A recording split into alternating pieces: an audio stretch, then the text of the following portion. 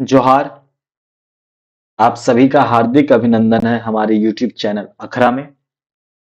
जैसा कि YouTube के बाकी वीडियोस जो अब तक अपलोड किए गए हैं उससे आपको ये ज्ञात हो गया होगा कि हम ट्राइबल और रीजनल लैंग्वेज जनजातीय एवं क्षेत्रीय भाषा के नेट के सिलेबस की तैयारी कर रहे हैं हम लोग यहाँ पर।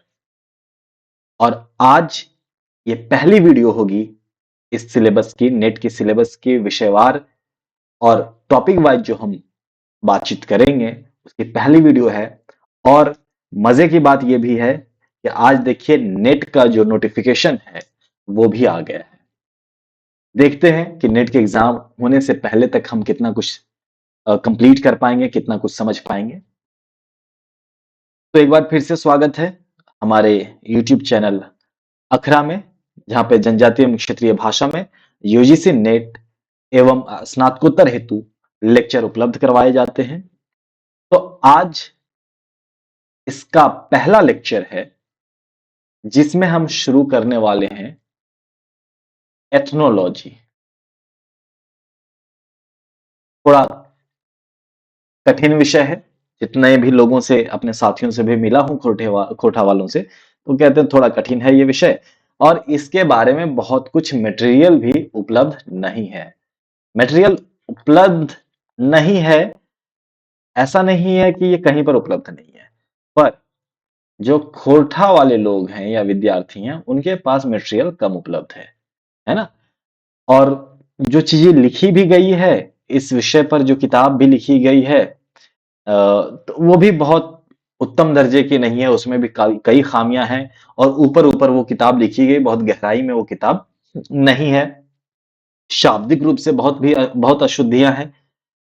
तो एथनोलॉजी को चलिए समझने की कोशिश करते हैं कि आखिर एथनोलॉजी है क्या, किस तरीके से काम करता है और हमारे लिए किस तरह से एग्जाम के पर्सपेक्टिव से कितना महत्वपूर्ण है। तो एथनोलॉजी जो हमारे नेट के सिलेबस का पहली इकाई है, नृविज्ञान या नृजाति विज्ञान।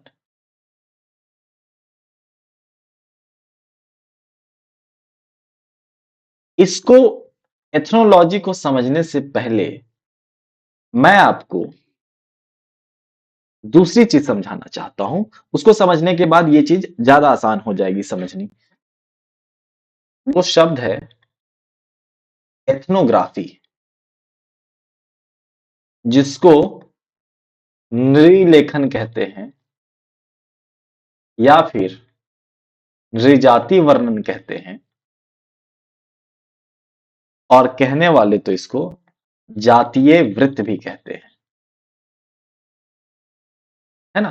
बाकी संस्कृति अवलोकन भी कुछ कुछ लोग कहते हैं, संस्कृति अवलोकन। तो पहले इसको समझ लेते हैं कि एथनोग्राफी क्या है। जब आप एथनोग्राफी समझ लेंगे तो एथनोलॉजी समझना आपके लिए थोड़ा आसान हो जाएगा।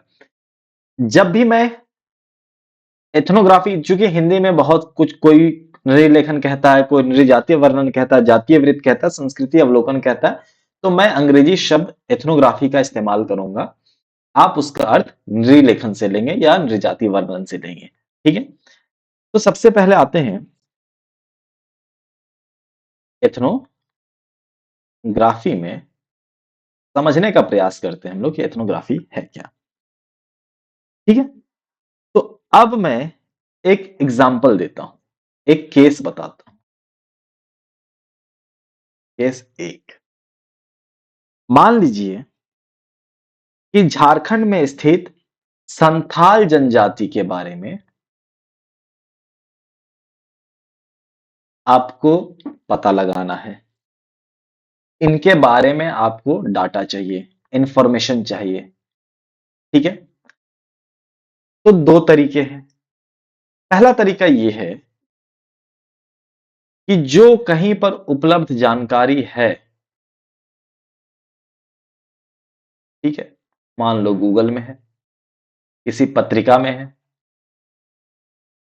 ठीक है, किसी आलेख में है, और या तो फिर जो भी जानकारी उपलब्ध है कहीं पर भी, किसी भी रूप में, आप उसको पढ़ेंगे। हाँ या नहीं? तो पढ़ेंगे, उसके बाद क्या करेंगे? जानकारी जुटाएंगे विभिन्न स्रोतों से, और जिस तरीके से आपको इस्तेमाल करना उस तरीके से इस्तेमाल करेंगे। लेकिन समस्या ये आ रही है कि जो उपलब्ध सामग्री है, क्या वो तथ्यात्मक रूप से सही है? क्या उसके संदर्भ सही है या नहीं है? क्या पता किसी ने काल्पनिक कहानी बना दी हो, है ना? काल्पनिक कहानी बना दी हो किसी ने उसके बारे में, संथाल के बारे में।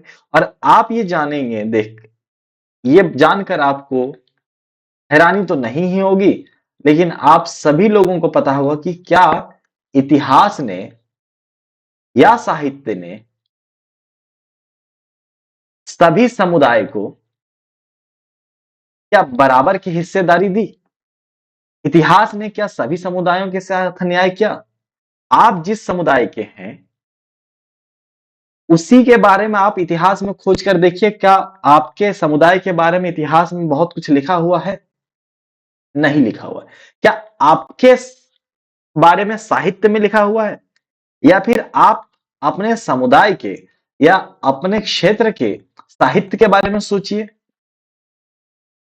क्या कोई भी समाज या समुदाय इतिहास विहीन हो सकता है क्या?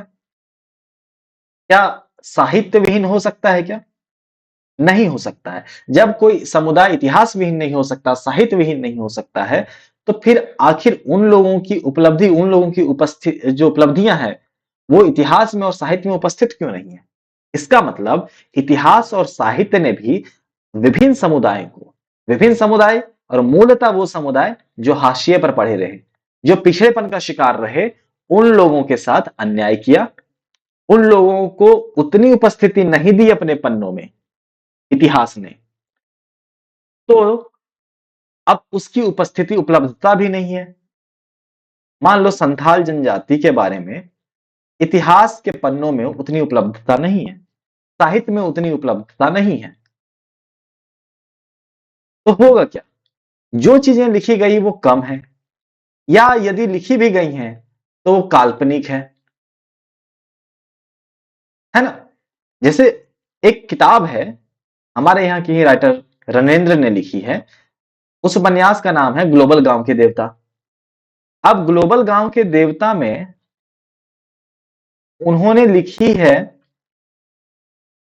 असुर जनजाति की कहानी।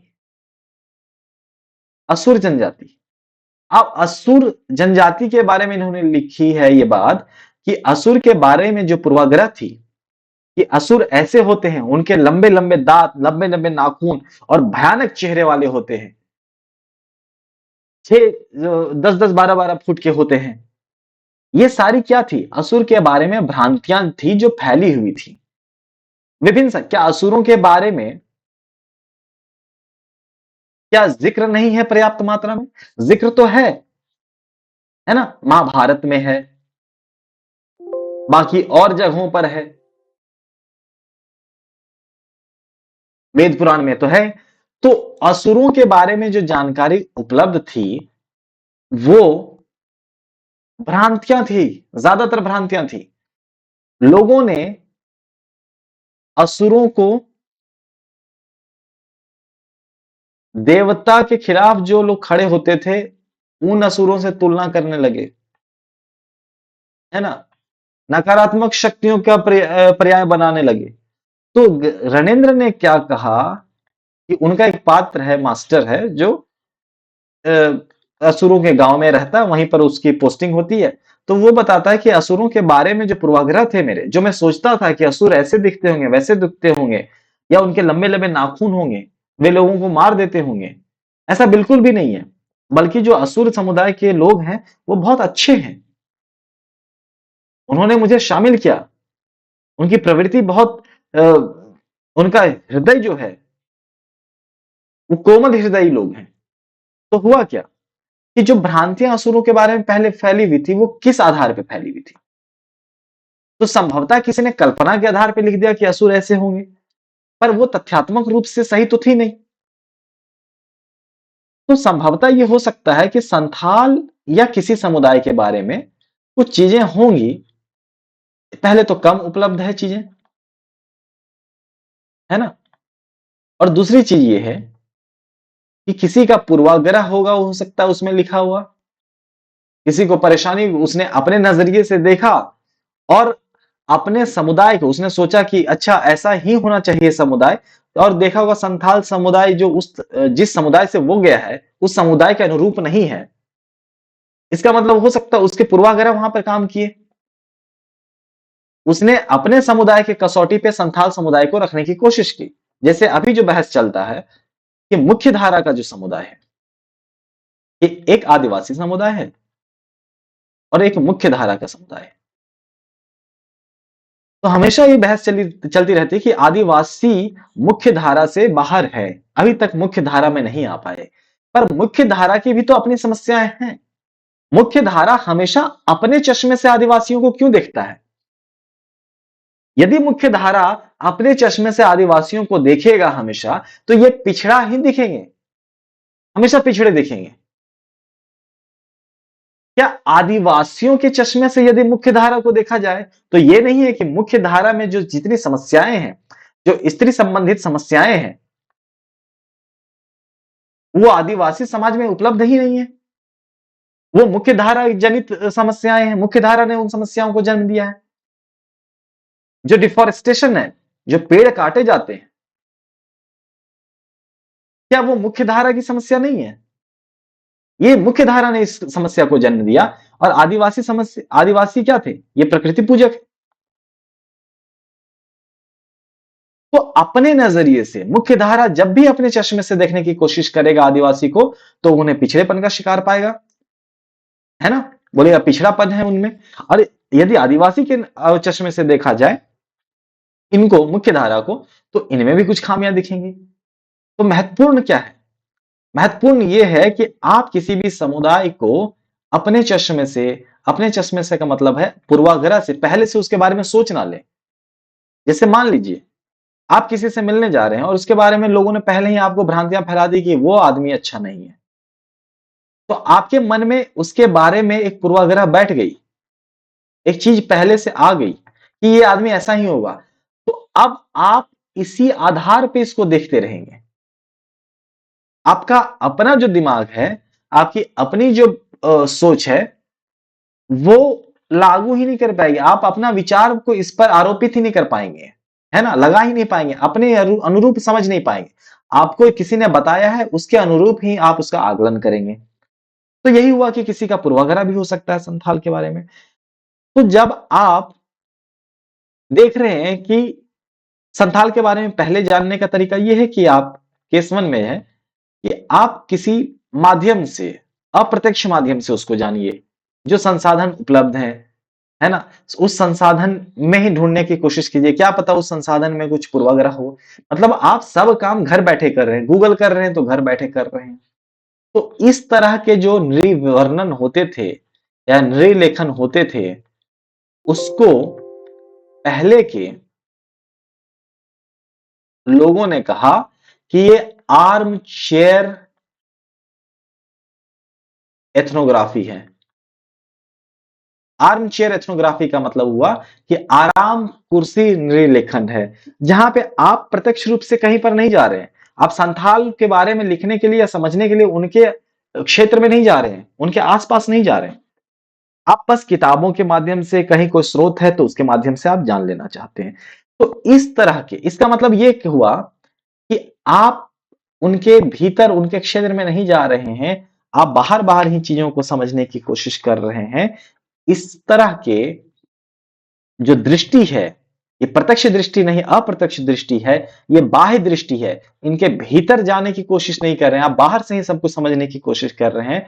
तो इसको कहते हैं बाह्य दृष्टिकोण, है ना, नृलेखन का बाह्य दृष्टिकोण। अंग्रेजी में कहते हैं एटिक व्यू। ठीक है। अब संथाल के बारे में जानने का एक और तरीका हो सकता है, केस 2 उसको कहते हैं। केस 2 ये है कि आप यदि शोधकर्ता हैं, तो एक शोधकर्ता झारखंड में स्थित संथाल जनजाति के गांव में 6 महीने तक रहता है। मान लीजिए ये गांव है, तो इसमें 6 महीने रहा, 6 महीने रहता है। वहां वो उनके साथ रहता है, उनके तीज त्योहार, है ना, नृत्य, शिकार, कृषि पद्धति, भाषा और उसकी जो पारंपरिक चिकित्सा पद्धति है, विवाह प्रथा है, धार्मिक विश्वास है, उसको प्रत्यक्ष रूप से देखता है। इसको प्रत्यक्ष रूप से क्या कर रहा है?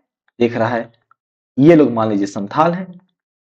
तो इनकी सारी चीजें, जितने भी पक्ष हैं, समग्र पक्षों का अवलोकन कर रहा है, उसको ऑब्जर्व कर रहा है। क्या ये बाहर से रह रहा है? नहीं, ये यहीं पर से, इसको ऑब्जर्व करने वाले को ऐसे कर देते चश्मा, है ना, ये ऑब्जर्व कर रहा है उनके समुदाय में ही रह के। अब वो हर दिन की गतिविधि को क्या कर रहा है? नोट कर रहा है। आप जो रिसर्च करने गया है, वो हर दिन उसकी गतिविधि को क्या कर रहा है? नोट कर रहा है। बुजुर्गों से बातचीत कर रहा है, गांव की दिनचर्या को गहराई से समझ रहा है, समझने की कोशिश कर रहा है। और वो क्या करेगा कि अंत में इस पर एक रिपोर्ट लिख देगा। रिपोर्ट लिखेगा कि यहाँ के लोग इस तरीके का पहनावा ओढ़ावा रखते हैं, पहनते हैं, इस तरीके का गहने पहनते हैं, इनका नृत्य ये है, इनकी भाषा ये है। तो वो रिपोर्ट लिख देगा, उसका वर्णन करेगा। हाँ या नहीं?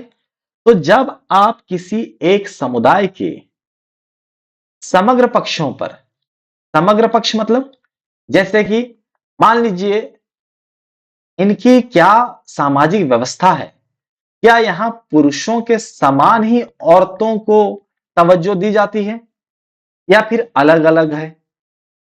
क्या यहाँ की न्यायिक व्यवस्था क्या है? ये अपने अपने समुदाय की समस्याओं को बाहर लेके जाते हैं, कोर्ट में लेकर जाते हैं, या आपस में ही सुलझाते हैं? यदि आपस में सुलझाते हैं तो कौन सबसे ऊपर है, उसके नीचे कौन है? कौन ये तय करता है कि इसकी इनकी जो पंचायती व्यवस्था है वो क्या है? तो इनकी सामाजिक व्यवस्था को देखें, न्यायिक व्यवस्था को देखें, इनके आर्थिक पक्ष को भी देखेंगे कि हम देखने की कोशिश करेंगे कि आर्थिक रूप से ये कितने संपन्न है। यदि आर्थिक रूप से संपन्न है तो किन कारणों से है? क्या इनका आर्थिक पक्ष है वो जंगल पर केंद्रित है, जंगल की चीजों से जंगल पर निर्भर है, या फिर ये लोग बाहर में नौकरी वगैरह कर रहे हैं? यदि नौकरी कर रहे हैं तो कितने लोग कर रहे हैं?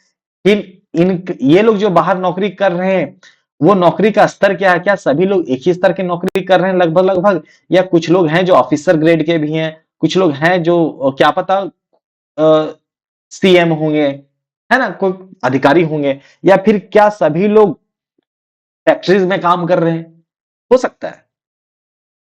तो आप, ये किसी भी समुदाय की बात कर रहा हूं मैं, कोई भी समुदाय, मान लीजिए ये काल्पनिक एक समुदाय है, उस समुदाय का मान लीजिए नाम ए ही ले लेते हैं। तो इस समुदाय के लोग क्या कर रहे हैं, इनका सांस्कृतिक पक्ष समझने की कोशिश करेंगे हम कि किस तरीके का नृत्य है इनका, वाद्य यंत्र कौन कौन से हैं इनके, है ना, इनका जो भीति चित्र है वो क्या है, इनका जो पकवान है वो क्या है।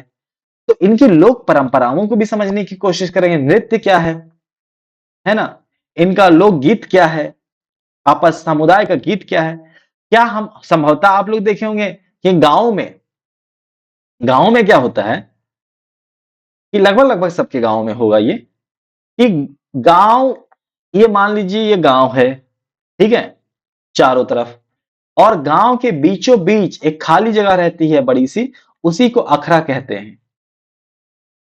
और अखरा उस पूरे गांव की सामाजिक और सांस्कृतिक चीजों का केंद्र होता है। वो सामुदायिक स्थल होता है जहां पर सांस्कृतिक और सामाजिक कार्यों का निष्पादन किया जाता है। तो ये जो अखरा का जो कॉन्सेप्ट है, मान लीजिए किसी एक ही समुदाय में पाया जाता हो, और संभवतः क्या ये सभी सभी राज्यों में पाया जाता हो? नहीं, ये हो सकता है छत्तीसगढ़ में पाया जाता हो, झारखंड में, उड़ीसा में पाया जाता हो, उसके अलावा संभवतः ना ही पाया गया हो।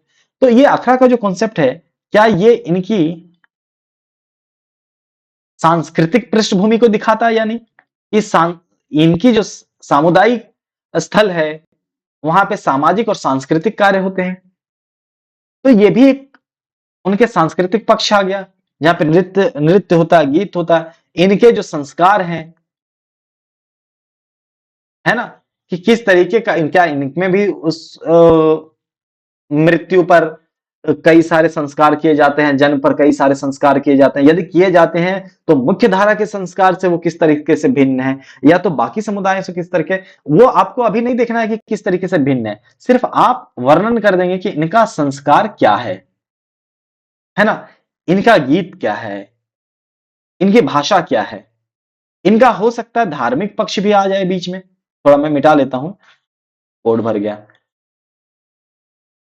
तो इनका धार्मिक पक्ष भी आ जाता है। जैसे कि मुख्य धारा का जो समाज है वो राम, कृष्ण और बाकी अन्य भगवानों को भी पूजते हैं, संभवतः और लोग भी पूजते होंगे, सभी समुदाय। मान लीजिए ये जो काल्पनिक समुदाय है ए, वो धार्मिक, उसकी धार्मिक आस्था अपने पूर्वजों पर है, वो अपने पूर्वजों को ही अपनी देवता मानते हैं। तो क्या ये इनकी विशेषता हुई या नहीं? तो किसी भी समुदाय के, जब किसी भी समुदाय का हम उसके फील्ड में जा, उसके क्षेत्र में जाकर, है ना, किसी विशिष्ट समुदाय के,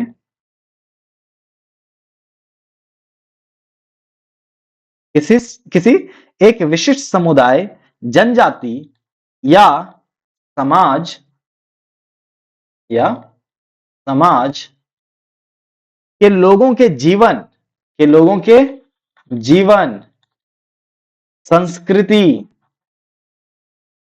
भाषा, परंपरा और और व्यवहार को व्यवहार का प्रत्यक्ष अवलोकन। कैसा अवलोकन? प्रत्यक्ष अवलोकन, डायरेक्ट ऑब्जर्वेशन है ना। आप उनके समुदाय में, उनके वातावरण में ही जाकर उनको ऑब्जर्व कीजिएगा। प्रत्यक्ष अवलोकन और वर्णन, सिर्फ वर्णन करना है दोस्तों, किसी से तुलना यहां पे नहीं करनी है। ये स्टार मार्क, ये स्टार पॉइंट है, क्या करना है? सिर्फ वर्णन करना है। जब वर्णन करेंगे तो वो नृवर्णन कहलाएगा या नृलेखन कहलाएगा। उसी को हम लोग दोस्तों एथनोग्राफी कहेंगे, एथनोग्राफी कहेंगे। समझे क्या? है ना। जैसे एथनोग्राफी को समझिए फिर से एक बार और, एथनो जोड़ग्राफी, ठीक है। एथनो का मतलब होता है लोग या समुदाय, है ना, या जनजाति कह लीजिए, व्यापक अर्थ में इसका इस्तेमाल होता है। और ग्राफी का मतलब होता है, ग्राफ बनाए हैं आप, ग्राफ बनाने का मतलब क्या हुआ? जैसे ग्राफ आता है तो आप 1 2 3 4, 1 2 3 4, इसका यहां पे बना, इसका यहां पे बना और इसका यहां पे बना। तो ग्राफ बनाने का क्या मतलब हुआ कि आपने पहले स्टडी किया, उस आधार पे ही आपने यहां पे बिंदु, जो भी कोऑर्डिनेट बनाए, है ना, उसी आधार पे यहां पर बिंदु दिए, और अब क्या कर रहे हैं? आप इसको मिला दे रहे हैं, है ना। इसके आधार पे आप वर्णन, इसका आप क्या कर रहे हैं? रेखांकन कर रहे हैं, है ना, ग्राफ के माध्यम से। तो नृवर्णन वही हुआ कि जब आप लोग, समुदाय और जनजाति का रेखांकन कर देते हैं, उनका वर्णन कर देते हैं, उनका दस्तावेजीकरण कर देते हैं, आप रिपोर्ट लिख देते हैं, तो वो क्या कहलाता है? एथनोग्राफी। जब किसी किसी समुदाय विशेष की, किसी जनजाति की समग्र पक्षों पर, समग्र पक्षों मतलब सांस्कृतिक पक्ष, राजनैतिक पक्ष, आर्थिक पक्ष, धार्मिक पक्ष, इन सभी पक्षों पर यदि आप उसका उसका अवलोकन कर, उसका ऑब्जर्वेशन कर, आप उसका वर्णन करते हैं, तो वही एथनोग्राफी कहलाता है। हाँ या नहीं? तो एथनोग्राफी के लिए जब आप प्रत्यक्ष रूप से किसी के समुदाय में जाकर भीतर से उन्हीं के चश्मे से उन्हीं को देख रहे हैं, उन्हीं के चश्मे से देखने का मतलब हुआ कि आंतरिक दृष्टिकोण यदि आप अपना रहे हैं, आंतरिक दृष्टिकोण अपना रहे हैं, तब ये ज्यादा उचित और सटीक होगा। इसमें किसी का पूर्वाग्रह ना के बराबर आएगा, है ना। आप इसमें किसी कल्पना का समावेश नहीं होगा, बल्कि जो प्रत्यक्ष रूप से आप देख रहे हैं उसी को आप वर्णन करेंगे। जब आंतरिक दृष्टिकोण अपनाया जाता है तो उस तरह के दृष्टिकोण को कहते हैं एमिक व्यू। एमिक व्यू, ठीक है, क्या कहते हैं? एमिक व्यू। अब मैंने दो चीज समझाई आपको अभी कि एथनोग्राफी जो नृलेखन है उसके दो दृष्टिकोण हो सकते हैं। पहला है एटिक, बाह्य दृष्टिकोण, लिख देते हैं बाह्य, बाह्य दृष्टिकोण। और दूसरा हो सकता है एमिक, आंतरिक दृष्टिकोण, ठीक है, आंतरिक दृष्टिकोण। कोई दिक्कत? और इसमें इसमें एटिक जो बाह्य है उसमें अप्रत्यक्ष अध्ययन होता है और इसमें प्रत्यक्ष अध्ययन होता है, ठीक है।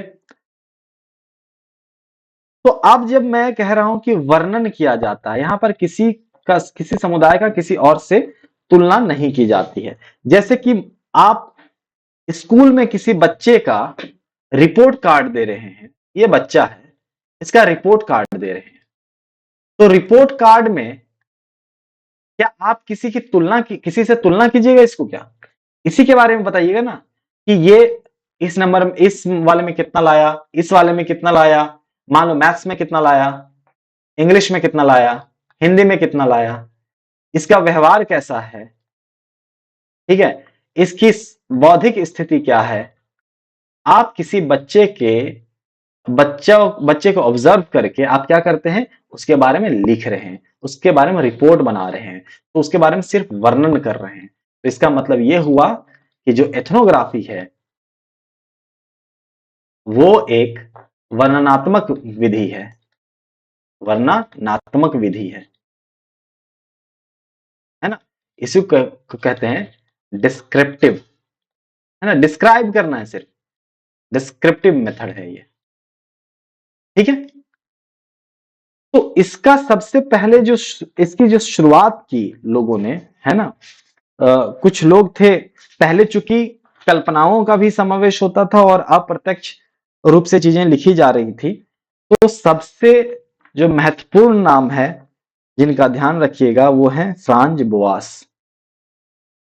फ्रांज बोआस, ठीक है। तो 19वीं लिख देता हूं मैं, फ्रांज बोआस।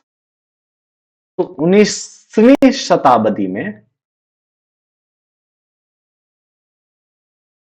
इन्होंने कहा कि ये जो नृलेखन के प्रति हमारा दृष्टिकोण है वो सही दृष्टिकोण नहीं है, इसे बदलने की आवश्यकता है और प्रत्यक्ष रूप से फील्ड वर्क में जाकर उनके फील्ड में, उनके क्षेत्र में जाकर हमें काम करने की आवश्यकता है। हाँ या नहीं? तो आई होप कि आप समझ गए होंगे कि एथनोग्राफी क्या है। अब हम चलते हैं एथनोलॉजी में, देख लेते हैं कि क्या क्या है एथनोग्राफी पर, है ना। ये एक गुणात्मक शोध पद्धति ही, गुणात्मक शोध पद्धति का मतलब क्वालिटेटिव है ना। इसमें आवश्यकता है उनके गुण और दोष को सिर्फ लिखने की आवश्यकता है ना। आप क्वांटिटेटिव नहीं है, मात्रात्मक नहीं है कि आपने कितना क्या काम, इसमें आंकड़ों का लेना देना बहुत कम है, बल्कि उनके चारित्रिक गुण और दोष को लिखा जाना ज्यादा है। किसी जनजाति, समूह या संस्कृति की जीवन शैली, विश्वास, परंपराओं का अध्ययन है, ये बात हो चुकी है। सामाजिक व्यवहार और अर्थ की खोज, इसका मतलब है कि उस समुदाय का जो सामाजिक व्यवहार है वो किस तरीके का है उसका पता लगाना, ठीक है। इसी ये हो चुकी एथनोज एथनोज ज्योग्राफी बता चुके, हम लोग बात कर चुके, है ना। तो इसी पर है कि किसी जाति, समुदाय या लोग पर विशेष रूप से अध्ययन करके और उसका वर्णन करना एथनोग्राफी कहलाता है, जातीय जीवन का लेख या जातीय अध्ययन। ठीक है, इसके उद्देश्य क्या होते हैं? उद्देश्य क्या है? जीवन की विविधता को समझना, ये बात समझने का प्रयास करना कि आखिर, ये तो सहज से आपके मन में भी सवाल आता होगा कि आदमी ए और आदमी बी अलग क्यों है, इनका समुदाय के रहन सहन, इनकी संस्कृति अलग क्यों है, ये अलग क्यों है? तो उसकी जीवन की विविधता को समझना, इस बात को ध्यान रखिएगा कि लोग अलग क्यों हैं, तो हम लोग एथनोलॉजी को और अच्छे तरीके से समझ पाएंगे। ठीक है, तो सांस्कृतिक और सामाजिक संरचना की गहराई में जाना, है ना, लोगों की सांस्कृतिक और सामाजिक संरचना को समझना कि उनकी किसी एक समुदाय की संस्कृति कैसे काम करती है। ठीक है, उनका सामाजिक व्यवहार क्या है, ये सब समझने का प्रयास करना। अनुभव आधारित जानकारी एकत्रित करना, इस ये मैंने साफ साफ कह दिया कि उन्हीं के क्षेत्र में जाकर प्रत्यक्ष रूप से अनुभव करेंगे, उनके साथ रहेंगे, हम उनके क्रियाकलापों को समझने की कोशिश करेंगे, उनकी चीजों में शामिल होंगे, तो हम अनुभव जो कर रहे हैं वहां पे, जो प्रत्यक्ष रूप से देख रहे हैं, जो अवलोकन कर रहे हैं, उसी के आधार पे हम जानकारी को एकत्रित कर रहे हैं। ठीक है, अब आता है एथनोलॉजी। तो अभी मैंने यहां पर एक बात की थी कि दो परंपराएं भिन्न क्यों हैं एक दूसरे से, है ना। बात की थी कि आखिर दो लोग आदमी ए और आदमी बी भिन्न क्यों हैं, आखिर इसकी संस्कृति और इसकी संस्कृति में, इसकी संस्कृति अलग क्यों है, लोगों में भिन्नता कहां से आ रही है, दुनिया में विभिन्न प्रकार की जातियां कहां से आ रही हैं, समुदाय कहां से आ रहे हैं, आखिर वो कौन से तत्व हैं जिनको, जिनकी वजह से ये लोग विभिन्न जातियों में विभाजित हो जा रहे हैं, दुनिया समुदाय में विभाजित हो जा रही है, तो कुछ तो तत्व रहते होंगे। तो उन तत्वों का पता लगाना जो है, इन भिन्नताओं का पता करना जो है, वही एथनोलॉजी कहलाता है। नहीं समझ में आई होगी एथनोलॉजी, फिर से समझिए। अभी हमने बात की कि समुदाय ए के बारे में हम जानकारी प्राप्त करेंगे। ठीक है, वहां पर गया एक आदमी और वहां पर सारी मान लीजिए वो आदमी का नाम मोंटी है। मोंटी गया, यहां पर साथ में रहा और इसकी सारी चीजों को देख रहा है, और उसका बाद में उसने एक रिपोर्ट बनाया और वर्णन किया। अब एक आदमी और है, ये आदमी था मोंटी, है ना। समुदाय बी के पास गया बंटी। बंटी क्या कर रहा है, समुदाय बी के पास गया और इसने इस समुदाय के बारे में सब कुछ ऑब्जर्व किया, अवलोकन किया, अनुभव किया और इसका वर्णन किया। अब मोंटी ने जिस समुदाय का वर्णन किया है और बंटी ने जिस समुदाय का वर्णन किया है, उनके दोनों को अध्ययन करके ये बात पता लगाने की कोशिश की जाएगी कि समानता क्या है इन दोनों में, इन दोनों में विभिन्नता क्या है ना। तो दोनों के बीच में क्या करने की कोशिश कर दी जा रही है, तुलना करने की कोशिश की जा रही है, दोनों को एक कसौटी पे रखकर कोशिश की जा रही है तौलने की। ठीक उसी तरीके से, जिस तरीके से आप समझिए कि यहां पर एक तरफ आटा है, एक तरफ चीनी है। ठीक है, तो आटा की क्या विशेषताएं हैं, ये मोंटी ने लिख दिया, और चीनी की क्या विशेषताएं हैं, ये बंटी ने लिख दिया। इसको मतलब नहीं था, जब ये आटा के बारे में लिख रहा था इसको चीनी से मतलब नहीं था, जब ये चीनी के बारे में लिख रहा था तब इसको आटा से मतलब नहीं था। ये सिर्फ अपने क्षेत्र में थे। मोंटी जो है सिर्फ आटा के बारे में पता लगा रहा था, सिर्फ आटा के बारे में, उसको चीनी का खबर भी नहीं है। अभी बंटी सिर्फ चीनी का खबर लगा रहा है, उसको आटा का खबर भी नहीं है। और बाद में जब आटा और चीनी के बारे में रिपोर्ट मिल गया, रिपोर्ट ए और इसके बारे में रिपोर्ट बी, तो अब दोनों रिपोर्ट को पढ़ के इनके बीच में क्या समानता है और असमानता है, उसको पता लगाने की कोशिश की जा रही है ना। कि आखिर किस रूप से आटा किन रूपों में आटा और चीनी समान है, ठीक है, किन रूपों में ये भी भूख मिटाती है और संभवतः ये भी भूख मिटाती है, ठीक है, किन रूपों में ये अलग अलग हैं, कहां पर ये अलग अलग हैं, विभिन्न क्यों है। तो इसका मतलब ये हुआ कि दोनों के बीच में तुलना की जा रही है ना। तो जब मैंने कहा था कि एथनोग्राफी में वर्णन है तो वो एक वर्णनात्मक विधि है, डिस्क्रिप्टिव है, तो ये मैं तुलना जब की जाएगी तो ये तुलनात्मक विधि है। अरे हाँ या नहीं, तुलनात्मक विधि है, ठीक है। तो इस तुलनात्मक विधि तो एंथ्रोपोलॉजी में एथनोलॉजी में क्या होता है कि समुदाय ए, समुदाय बी, संभवतः समुदाय सी, समुदाय डी या कई समुदायों के बीच में, है ना, तुलनात्मक कंपैरेटिव स्टडी किया जाता है। तुलनात्मक अध्ययन जब किया जाए, कंपैरेटिव, तो उसे एथनोलॉजी करेंगे। और ये जो ए का रिपोर्ट है वो क्या है, एथनोग्राफी ही तो है। ये अलग अलग जो रिपोर्ट है वो एथनोग्राफी है, और एथनोग्राफी के माध्यम से एथनोलॉजी, नृविज्ञान जिसको कहते हैं हम लोग, या नृजाति विज्ञान कहते हैं, नृविज्ञान तो नहीं, नृजाति विज्ञान कह लीजिए, ज्यादा अच्छा रहेगा। नृविज्ञान एंथ्रोपोलॉजी के लिए भी इस्तेमाल होता है, तो नृजाति विज्ञान जो कहते हैं हम लोग, वो यही तो है ना। तो जब इस समुदाय के बारे में, इसकी संस्कृति को हम पढ़े, इसकी संस्कृति को पढ़े, इसकी संस्कृति को पढ़े, और सभी की संस्कृतियों को पढ़ के उनके बीच में तुलना कर रहे हैं, हाँ या नहीं। तो जब हम इस आधार, जब अब हम इतना कुछ जान चुके, तो हम कह सकते हैं कि जो नृजाति विज्ञान है, एथनोलॉजी,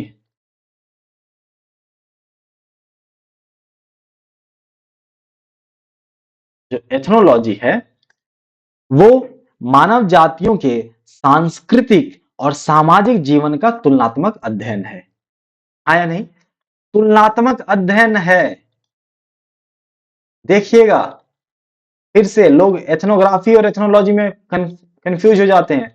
एथनोग्राफी जो है वो तुलनात्मक अध्ययन नहीं है, वो वर्णनात्मक अध्ययन है, हाँ या नहीं। वर्णनात्मक अध्ययन का मतलब यह हुआ कि तुलना किसके बीच में करेंगे, यहां पर कम से कम दो लोगों के बीच, राम और मोहन के बीच में ही तो तुलना करेंगे कि ये लड़का इससे इतना लंबा है। इसका मतलब एक जो समुदाय होगा, एक जो जनजाति होगी, उसकी तुलना किससे करेंगे, हम बी से करेंगे, या बी की तुलना किससे करेंगे, ए से करेंगे। मतलब यहां पर एथनोलॉजी के होने के लिए कम से कम दो समुदाय का होना आवश्यक है, लेकिन एथनोग्राफी के होने के लिए यहां पर दो समुदाय की आवश्यकता नहीं है, यहां पर सिर्फ और सिर्फ एक समुदाय की आवश्यकता है, सिर्फ एक समुदाय की, जिसके बारे में अध्ययन किया जाएगा और वर्णन कर दिया जाएगा, हाँ या नहीं। तो मैंने क्या कहा कि नृविज्ञान, नृजाति विज्ञान मानव जातियों के सांस्कृतिक और सामाजिक जीवन का तुलनात्मक अध्ययन है।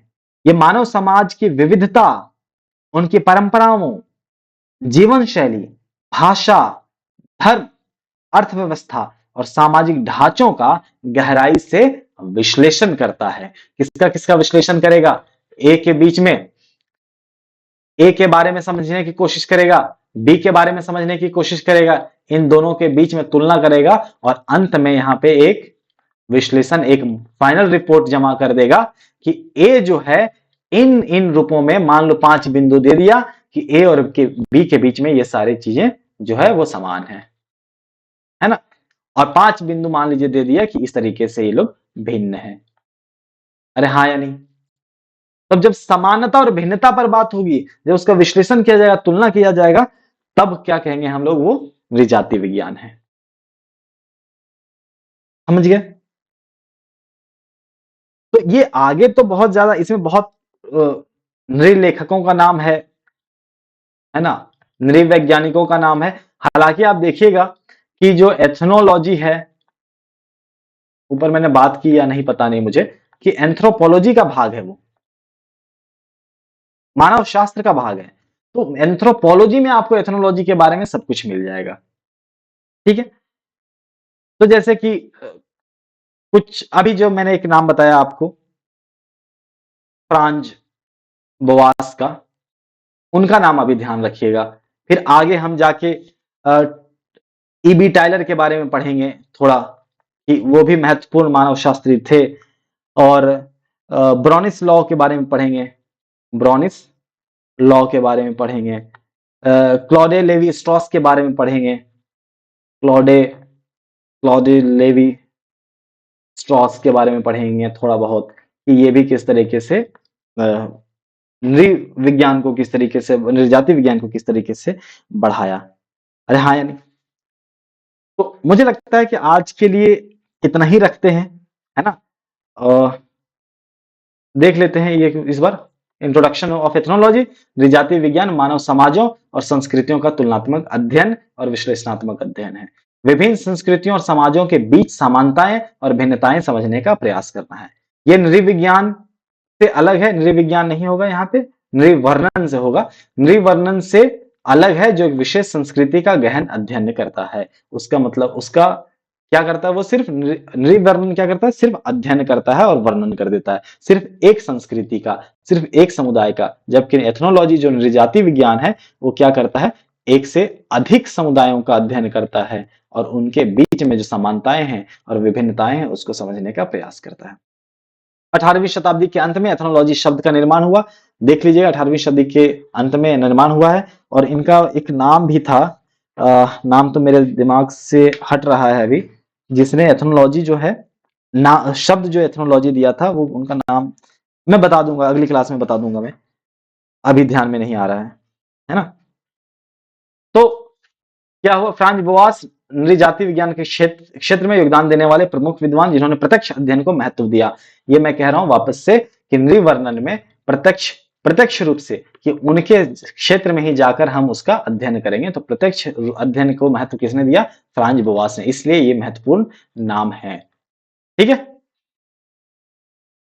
बाकी आगे की चीजें बाद में करेंगे दोस्तों। तब तक के लिए देखते हैं कि किस तरीके से आप लोग सब्सक्राइबर बढ़ रहे हैं या किस तरीके से आप लोग रिस्पॉन्स कर रहे हैं, उस हिसाब से हम लोग चीजों को और आगे बढ़ाएंगे।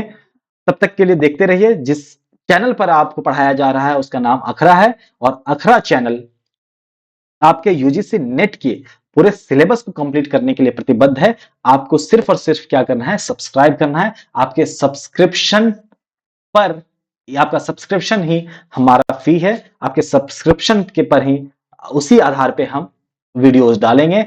जैसे जैसे आप आपके सब्सक्रिप्शन आते रहेंगे यदि मेरे चैनल पे, तो चैनल पे वीडियोस भी आते रहेंगे। ठीक है, समझ गए? तो लोगों तक शेयर कीजिए, लोगों तक भी बात पहुंचाइए कि हाँ कोई मेहनत कर रहा है। पहली बार ये हो रहा है कि लोग इससे पहले भी यूट्यूब पर पढ़ाने का प्रयास किए हैं, लेकिन इस तरीके से विषयवार और बिंदुवार पढ़ाने का प्रयास पहली बार है। तो यदि मुझे आपसे प्रोत्साहन मिलता रहेगा तो मैं आप लोगों के लिए वीडियोस लाता रहूंगा। सब्सक्राइब कर लीजिए यदि इस चैनल पर नए हैं तो, और देखते रहिए। तब तक के लिए पढ़ते रहिए। कोई भी डाउट हो तो कमेंट सेक्शन में कमेंट कीजिए, कि जहां पर नहीं समझ में आया तो उसको अगली क्लास में उस कमेंट को ध्यान में रख के और उसको और एक्सप्लेन कर दिया जाएगा। तब तक के लिए ठीक है दोस्तों, फिर मिलते हैं अगली क्लास में। तब तक के लिए जोहार, और देखते रहिए अखरा चैनल।